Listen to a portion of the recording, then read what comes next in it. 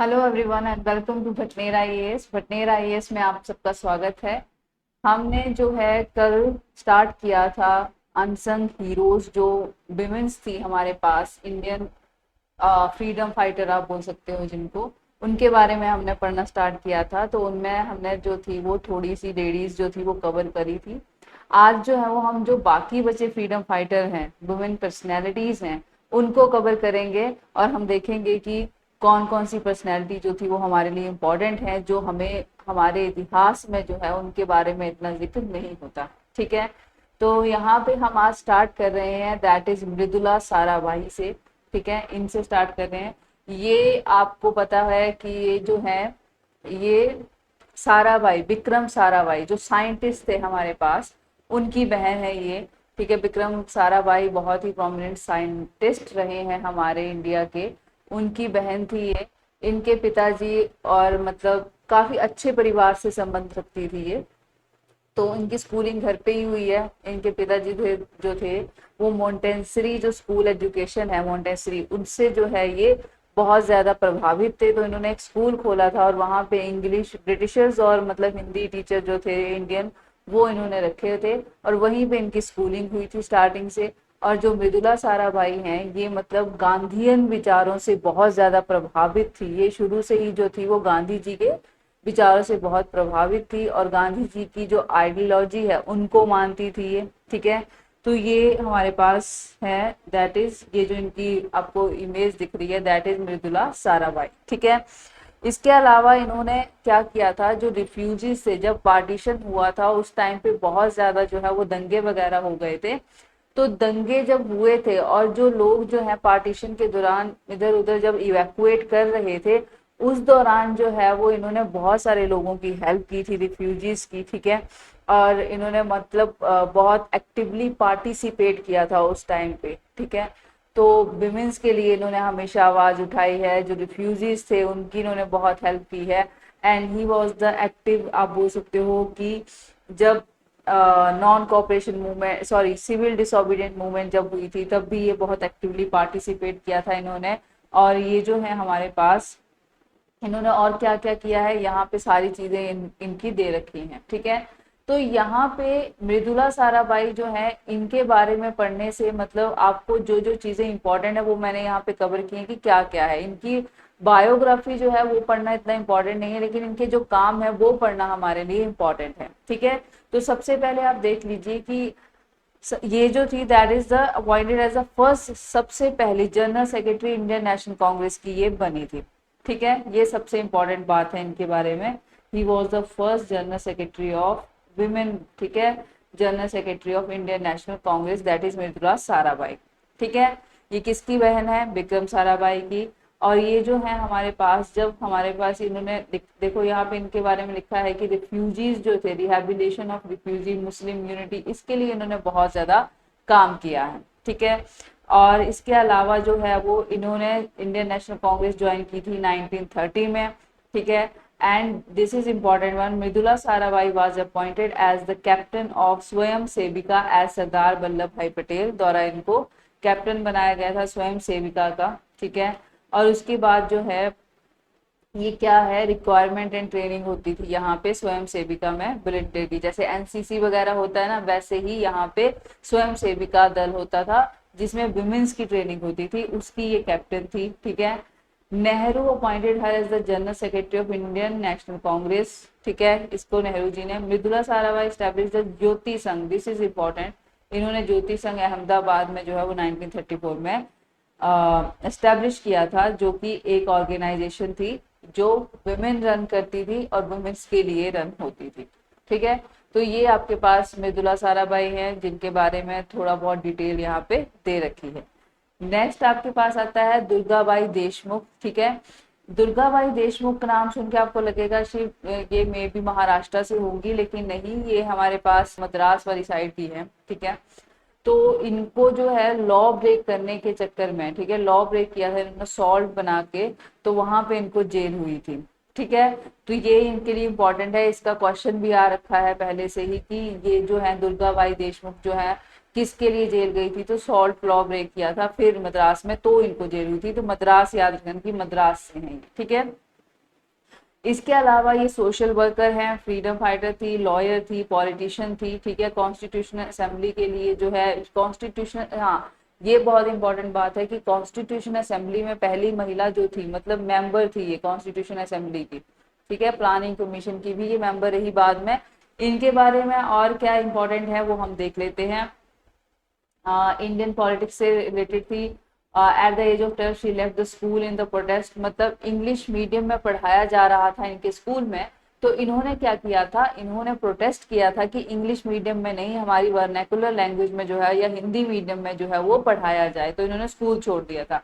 और बाद में इन्होंने बालिका हिंदी हिंदी पाठशाला खोली थी राजमुद्री में, to promote Hindi education for girl, ठीक है। She was a follower of Mahatma Gandhi in Indian struggle and for freedom, ठीक है। ये तो आपको पता है कि जो भी लेडीज आई थी उस टाइम पे महात्मा गांधी से काफी, उनकी आइडियोलॉजी से काफी इन्फ्लुएंस थी ये, ठीक है। She was a prominent social worker who participate in Gandhi led salt satyagraha में भी इन्होंने पार्ट लिया था। उसी के चलते इन्होंने जो है वो मतलब सॉल्ट लॉ ब्रेक किया था मद्रास में, ठीक है। उसके बाद आपके पास ये जो है 3 बार जेल गई थी, 1930 और 1933 के बीच में 3 बार जेल गई थी ये, ठीक है।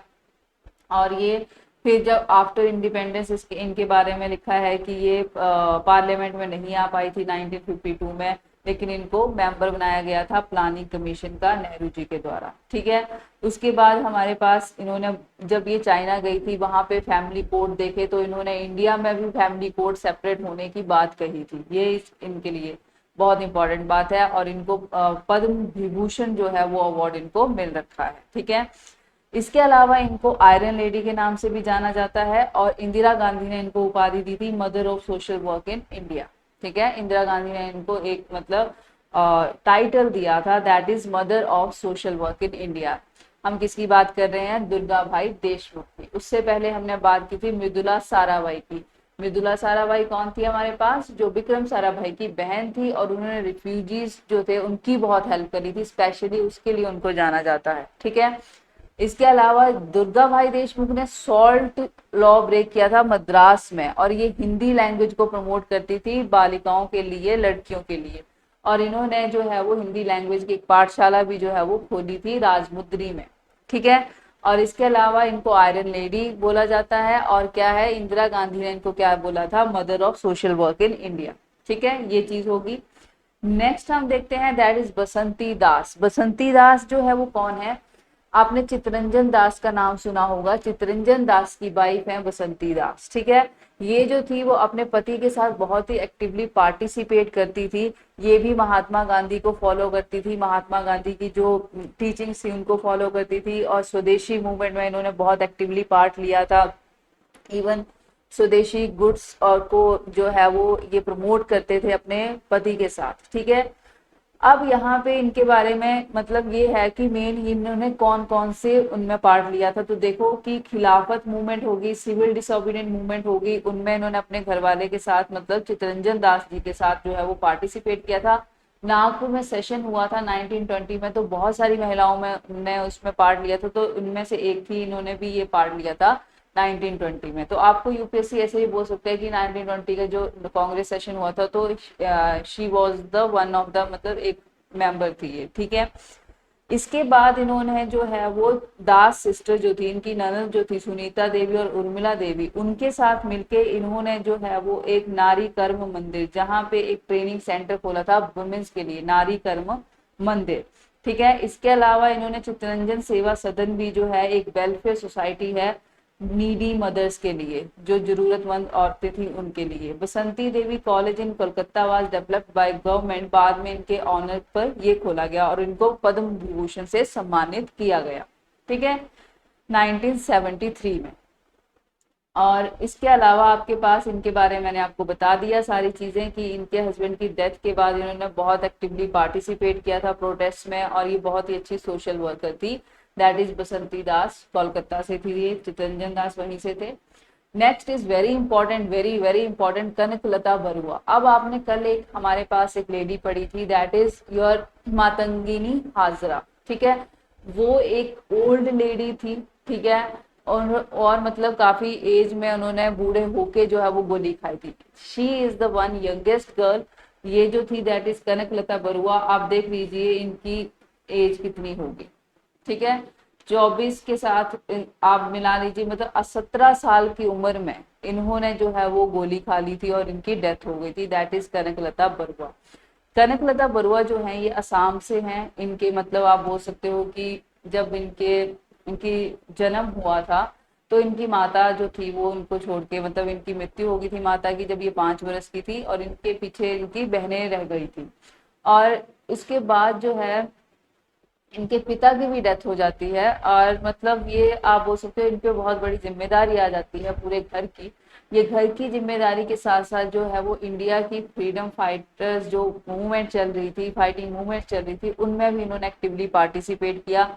जब भी कोई भी मूवमेंट होती थी, मतलब गांधी जी ने जैसे चलाई थी, तो उनमें ये उनको सुनते रहते थे और उनमें बहुत अच्छी एक्टिवली ये पार्टिसिपेट करते थे, ठीक है।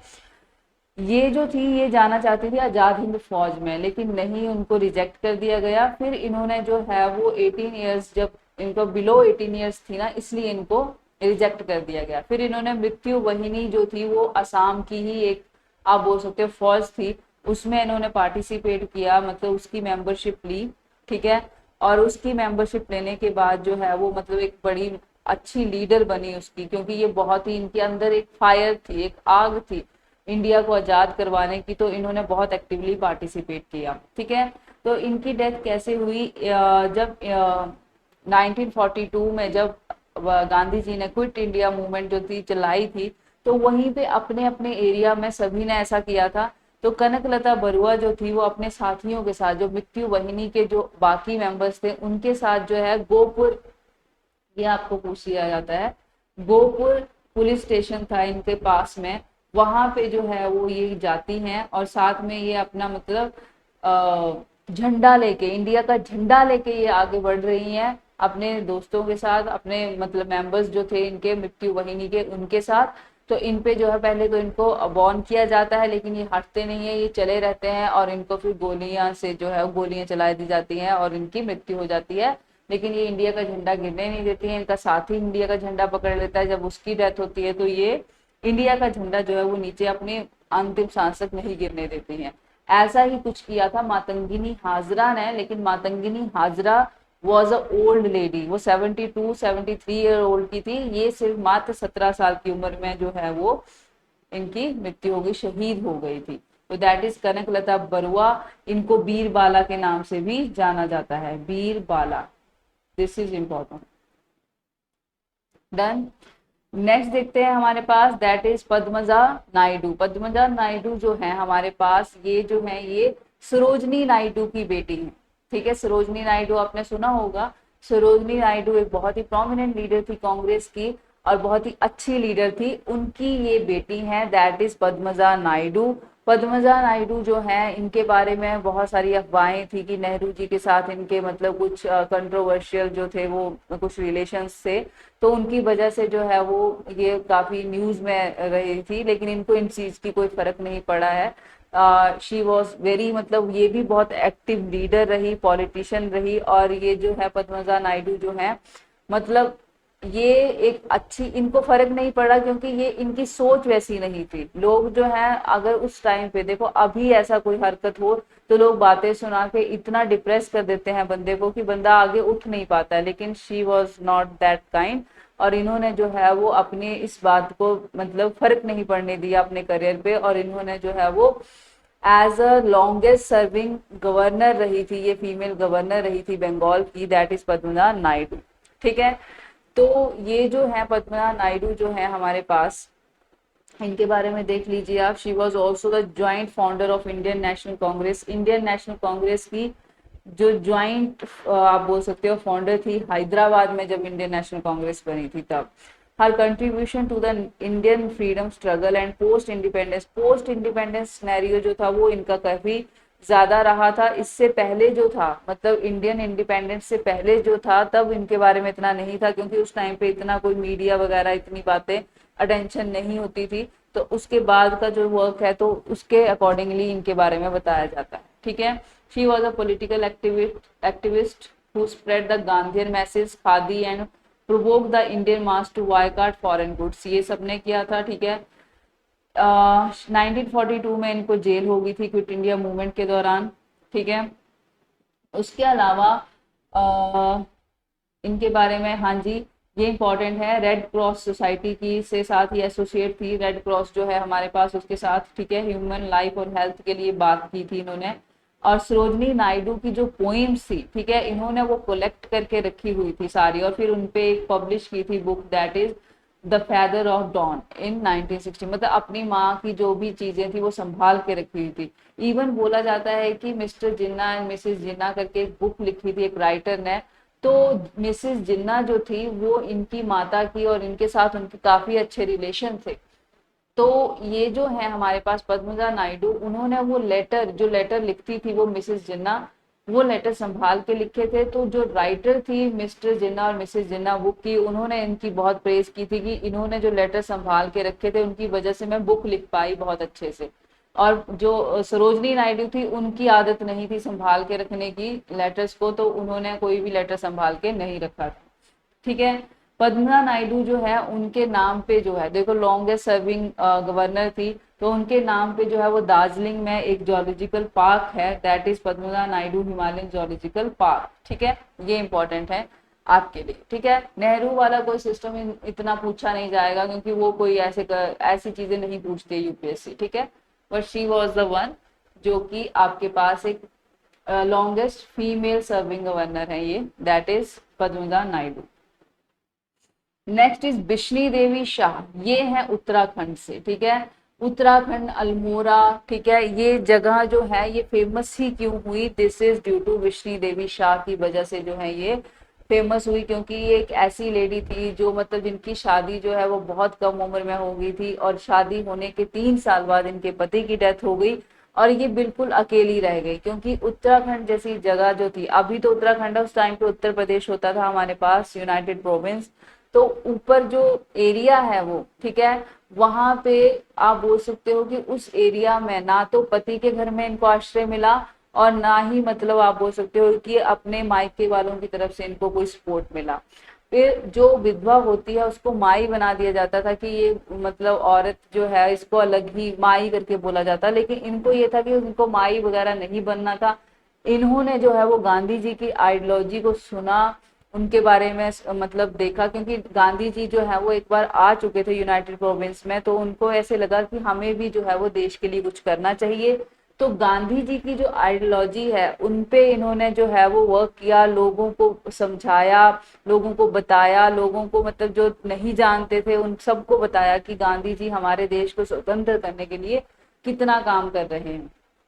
इवन 10 चरखा चलाना जो था, गांधी जी जो स्वदेशी को प्रमोट कर रहे थे, तो चरखा चलाना जो है वो गांधी जी ने प्रमोट कर रहे थे, उसमें इन्होंने क्या किया था, 10 रुपए का चरखा बिकता था एक, तो इन्होंने वो चरखे जो है वो 5-5 रुपए में घर जाके बेचे, ताकि स्वदेशी को जो है वो प्रमोट कर दिया जा सके, ठीक है। तो हर जगह ये जो है वो जाके आप बोल सकते हो कि एक फ्रीडम मूवमेंट में इन्होंने बहुत अच्छे से पार्ट लिया था।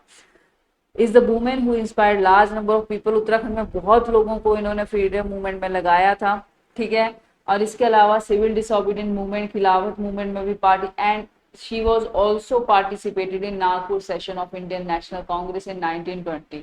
तो उससे पहले भी हमने देखा था बसंती दास थी जिन्होंने 1920 का कांग्रेस सेशन ज्वाइन किया था, तो शी वाज आल्सो, विश्नी देवी, इन्होंने भी जो है वो कांग्रेस का सेशन जो है ज्वाइन किया था। जब इंडिया आजाद हो गया था, लाल किले पे झंडा फहराया जा रहा था, तो इन्होंने भी अल्मोड़ा की गलियों में, अल्मोड़ा में जो है वो इंडिया का झंडा लेके जो है वो हर जगह फिरी थी, और मुंह पे एक स्माइल लेके चल रही थी कि इतनी खुश थी ये कि हमारा भारत जो है वो आजाद हो गया, ठीक है।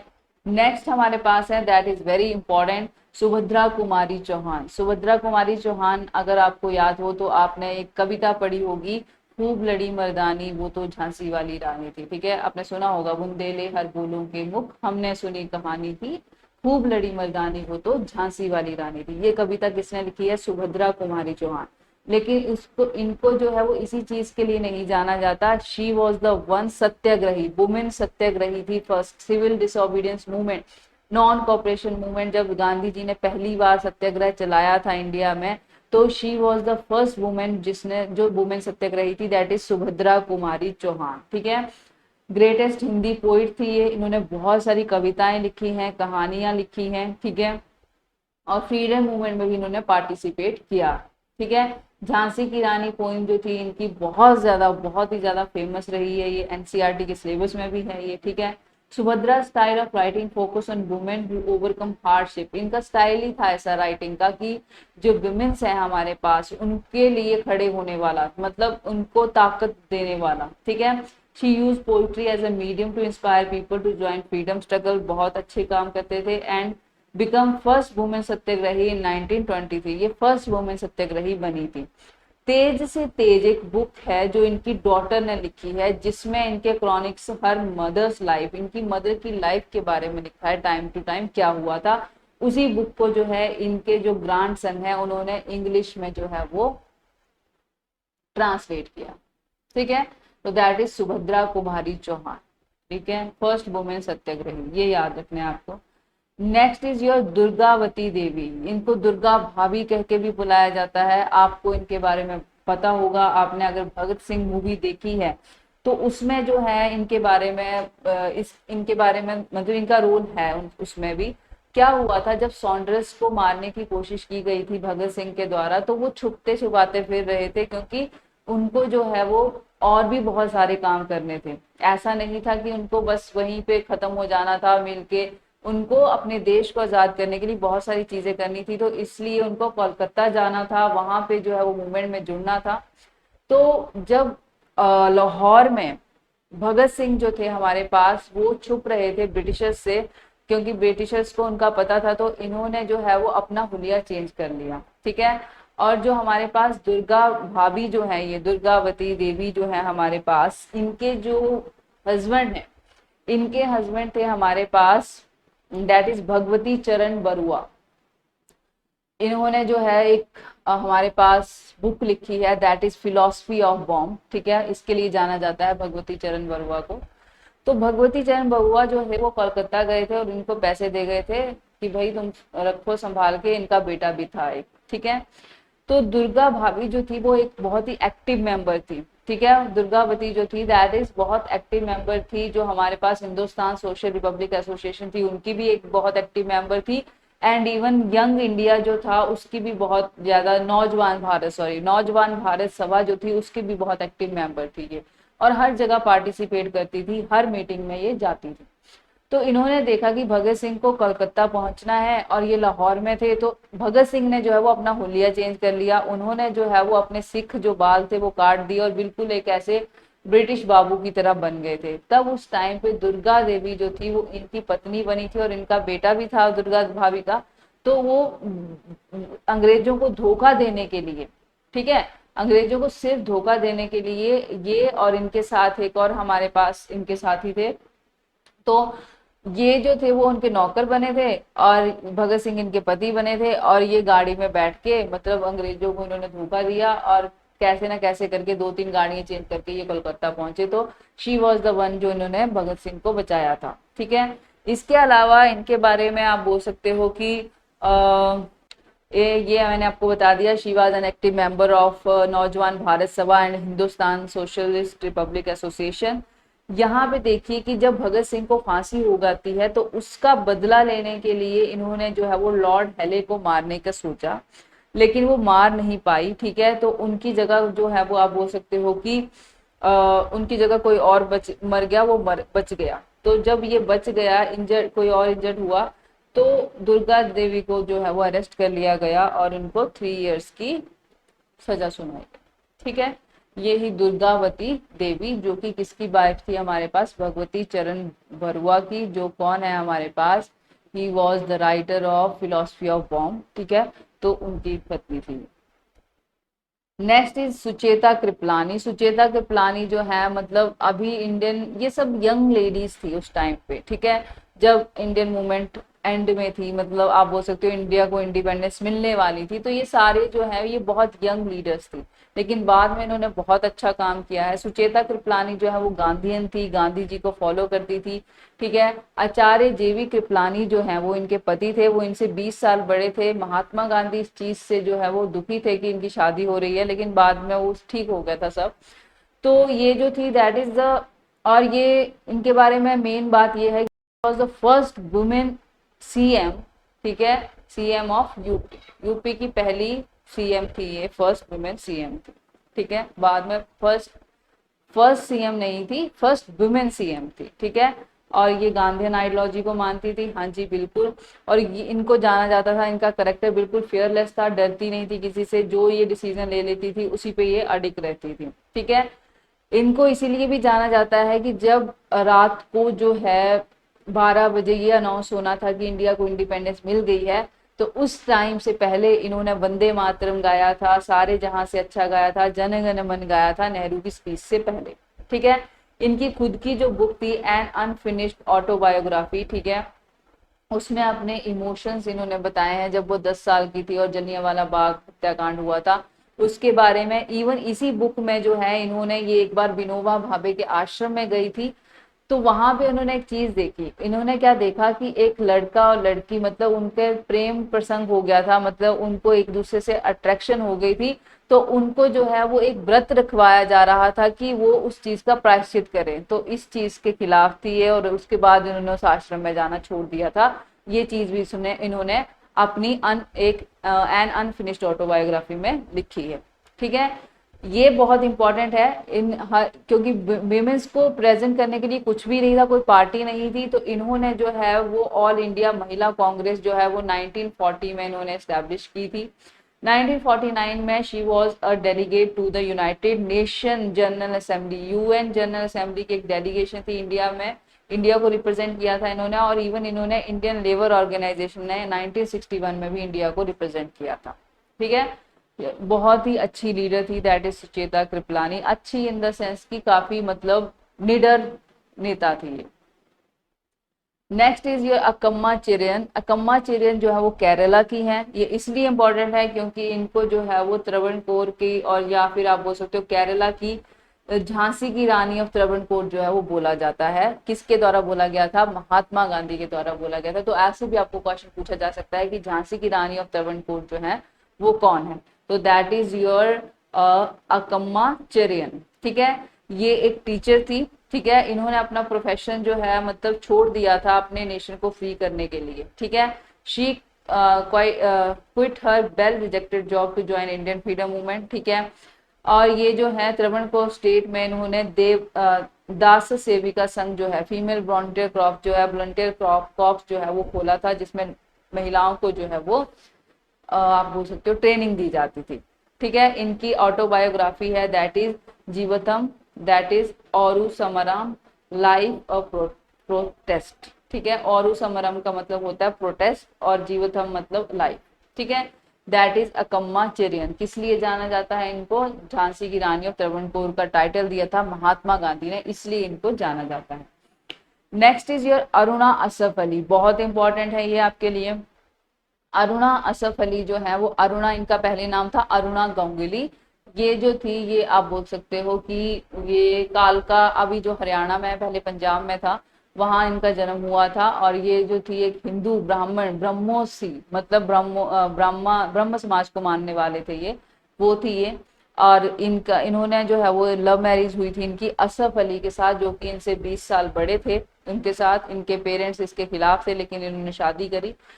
इनके बारे में क्या क्या इंपॉर्टेंट है वो देख लेते हैं। She was popularly known as grand old lady of Indian movement. Grand old lady, grandmother of Indian movement किसको बोला जाता है? आप मुझे इस चीज का जवाब देना कमेंट बॉक्स में, ठीक है। She was greatly influenced by Mahatma Gandhi, ठीक है। She was arrested while participating in salt satyagraha के दौरान इनको अरेस्ट कर लिया गया था। फिर उसके बाद जो है इनको छोड़ा नहीं गया था। जब गांधी इरविन पैक्ट हुआ था ना, पॉलिटिकल प्रिजनर को छोड़ने की बात हुई थी, लेकिन इनको नहीं छोड़ा गया था, लेकिन बाद में फिर दोबारा से बोल के इनको छोड़ा गया है। 1932 में, ठीक है, तिहाड़ जेल में इन्होंने प्रोटेस्ट किया था, हंगर स्ट्राइक की थी, क्योंकि वहां के मतलब जो रहने वाले थे, तिहाड़ जेल में जो रहते थे, मतलब कैदी रहते थे, उनकी कंडीशन अच्छी नहीं थी, तो उनकी कंडीशन के लिए इन्होंने हंगर स्ट्राइक की थी वहां पे।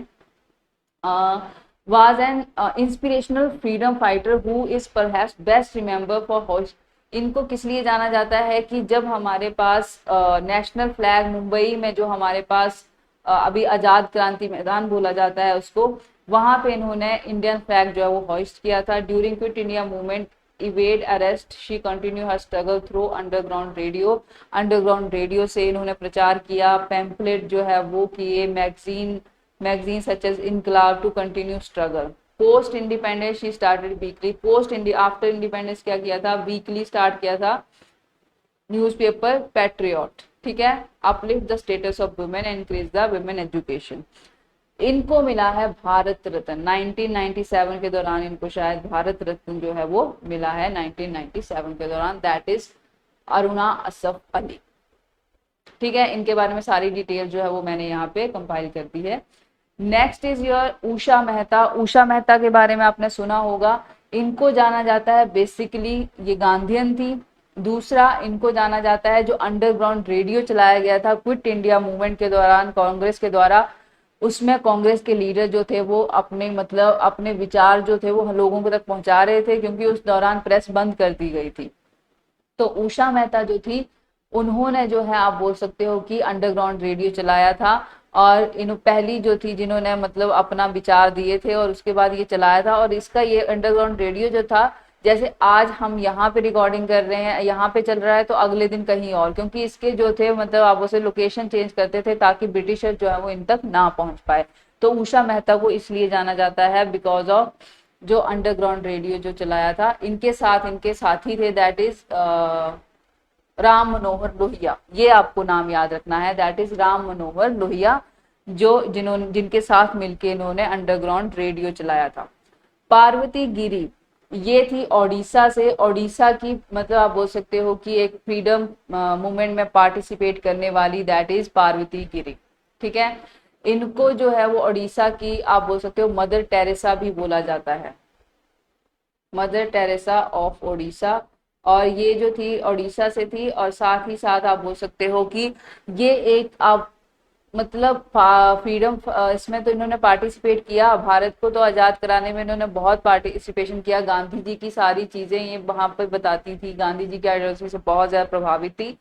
आफ्टर आप बोल सकते हो इंडिपेंडेंस, जब इनका सोशल वर्क वुमेन्स के लिए बहुत काम किया था, लड़कियों के लिए बहुत काम करती थी ये, तो इनको बहुत ज्यादा जो पार्टीज थी उन्होंने बोला कि आप ये आप एमपी बन जाओ, या आपको हम सीट दे देते हैं, कुछ कर देते हैं, मेंबर ऑफ पार्लियामेंट बना देते हैं, लेकिन ऐसा इन्होंने कुछ नहीं किया और लाइफ टाइम जो है वो सोशल वर्क करती रही। That is Parvati Giri. That is next is Tarkeshwari Sinha. Tarkeshwari Sinha कहाँ से हैं, बिहार से हैं ये। और ये जो लेडी थी ये 4 टाइम जो है वो सेलेक्ट हुई थी as a member of parliament, parliament committee के लिए ये 4 टाइम जो है वो सिलेक्ट हुई थी पार्लियामेंट के लिए।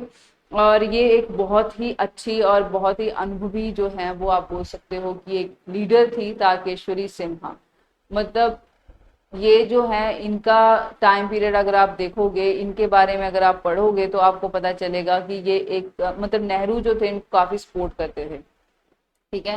नेहरू की जो हमारे पास कैबिनेट था उसमें ये जो थी एज अ इनको रखा गया था, आप बोल सकते हो vice financial minister, finance minister थी ना, तो आपके पास जो उप वित्त मंत्री का का जो होता है वो इनको सौंपा गया था, दैट इज तारकेश्वरी सिन्हा को सौंपा गया था। उसके बाद ये जो है वो 3-4 बार जो है वो सिलेक्ट हुई थी दोबारा से, ठीक है, पार्लियामेंट के लिए। और इनका जो है वो टाइम पीरियड काफी अच्छा रहा है, आप बोल सकते हो कि इंदिरा गांधी के जैसे ही बहुत ही प्रोमिनेंट लीडर थी, दैट इज तारकेश्वरी सिन्हा। लेकिन इनको इतनी इनके पीछे बैक नहीं थे, किसी का हाथ नहीं था, दैट इज वाई कि ये उतना नहीं पहुंच पाई जितना इंदिरा गांधी पहुंची, ठीक है। तो ये थे हमारे पास आज की जो भी लेडीज थी वो मैंने कवर करने की कोशिश की थी। इसके अलावा और जो लेडीज है, जैसे यूपीएससी ने लास्ट टाइम क्वेश्चन पूछा था रुकमाबाई केस के बारे में, ठीक है, वो मैं आपको थोड़ा सा बता देती हूँ। रुकमाबाई केस था, तो रुकमाबाई कौन थी, रुकमाबाई जी जो थी फर्स्ट फिजिशियन थी, ठीक है, जिन्होंने सीखा हुआ था काम, डॉक्टर थी ये, ठीक है। ये जो थी इनकी शादी 11 वर्ष की उम्र में हो गई थी 19 साल के लड़के के साथ, ठीक है। तो जो इनके हस्बैंड थे ये इन्होंने रिफ्यूज कर दिया कि मैं अपने ससुराल में नहीं रहूंगी अभी तक, तो इनके जो घरवाला था उसने इन पे केस कर दिया था कि ये यहाँ नहीं आ रही है। तो इनकी बात सुन के जो है वो आप बोल सकते हो कि जो क्वीन विक्टोरिया थी उन्होंने इनका साथ दिया था और इनको जो है वो बोला था कि आप जो 2,000 रुपया दे दो इनको और आप अपनी पढ़ाई जारी रखो। इन्होंने अपनी पढ़ाई जारी रखी और बाद में इन्होंने फिर शादी कर दी थी किसी और से। तो इन पे केस चला था कि केस किससे रिलेटेड था। केस इसलिए था कि जो दाम्पत्य जीवन होता है उससे रिलेटेड क्या क्या हमारे अधिकार हैं उनके, और जो एज ऑफ कंसेंट मतलब शादी की एग्जैक्ट एज क्या होनी चाहिए उस पे इन्होंने बहुत काम किया था। That is Rukma by case. ठीक है। इसके अलावा और भी लेडीज आपने पढ़ी होंगी, रानी गाइडिनलिउ, उनके बारे में तो काफी आपने नागा रिवोर्ट्स में पढ़ लिया होगा। ठीक है। और भी जो इम्पोर्टेंट लेडीज हैं, सरोजनी नायडू के बारे में भी आप पढ़ लेते हैं, एनी बेसेंट के बारे में भी। हमने उन लेडीज के को कवर किया है जहां पे जिनके बारे में बात नहीं होती है। ठीक है। तो ये लेडीज थी जो हमने आज देखी। ठीक है। तो आई होप कि आपको सारी लेडीज जो हैं अब बिल्कुल क्लियर हो गया होगा। तो आप अगर आए भी ना, कोई और लेडी आए तो आप कम से कम जो है वो इनकरेक्ट को जो है वो टिक नहीं करोगे, एलिमिनेट कर सकोगे। इसलिए ये नॉलेज आपको प्रोवाइड करवाया गया है। आई होप कि आपने ये सारा लेक्चर ढंग से पढ़ा है और आपके यूपीएससी एग्जाम के लिए आपको ऑल द वेरी बेस्ट। तो आप अच्छे से करिए और ध्यान से करिए। इसमें से आपको अगर हेल्प मिलती है तो हमारे लिए बहुत अच्छी बात होगी। बाकी आप इसको ध्यान से एक बार देख लीजिएगा जो जो लेडीज हमने यहाँ पे आज डिस्कस करी। Thank you so much.